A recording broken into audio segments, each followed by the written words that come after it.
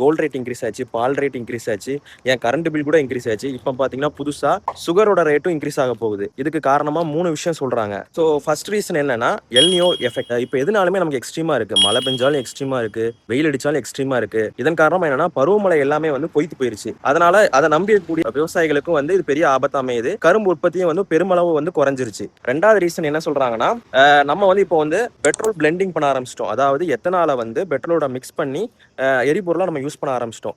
Ethanol 20 ethanol வந்து 20% நம்ம வந்து யூஸ் பண்றோம். இந்த எரிபொருள் உற்பத்திக்கு வந்து தேவைப்படுது. இது இப்போதைக்கு மேஜரான ரீசன் இல்ல. ஆனா வருங்காலங்களில் வந்து இந்த E20 ல இருந்து E85 வரைக்கும் போகலாம் அப்படின்னு கவர்மெண்ட் ஒரு பிளான் வச்சிருக்காங்க. ஸோ அப்போ கண்டிப்பா இது பெரிய ஒரு ரீசனா அமையும். தேர்ட் ரீசன் என்னன்னா இந்தியாவில் வந்து ஒரு பெரிய 2 ஜெயிண்ட் ரீட்டைல் பிசினஸ் பண்றவங்க இருக்காங்க. ஸோ அவங்க என்ன பண்றாங்கன்னா இந்த சுகரெல்லாம் வந்து பதுக்கி வச்சிருக்காங்க அப்படிங்கிற மாதிரி ஒரு ரூமர் வருது. எதுக்காண்டினா இப்போ ஆகஸ்ட் மாசம், ஆகஸ்ட்ல இருந்து கிட்டத்தட்ட ஜனவரி வரைக்கும் கண்டினியூஸா பண்டிகைகள் தான் வருது. அதுக்காண்டி இப்பவுமே சுகரை வந்து அவங்க வந்து பதுக்கிட்டாங்க. அதனாலதான் இப்ப பெரிய டிமாண்ட் ஏற்படுது அப்படிங்கிற மாதிரி சொல்றாங்க. நீங்க என்ன நினைக்கிறீங்க? பருவநிலை மாற்றம் காரணமா இந்த ஹைக் அண்ட் டிமாண்ட் ஏற்பட்டிருக்கா, இல்லாட்டி வந்து பெட்ரோலோட எத்தனால மிக்ஸ் பண்றதுனால ஏற்பட்டிருக்கா, இல்லாட்டி இந்த சுகரை வந்து பதுக்கி வைக்கிறதுனால ஏற்படுது? உங்களோட தாட்ஸை வந்து கீழே கமெண்ட் பண்ணுங்க.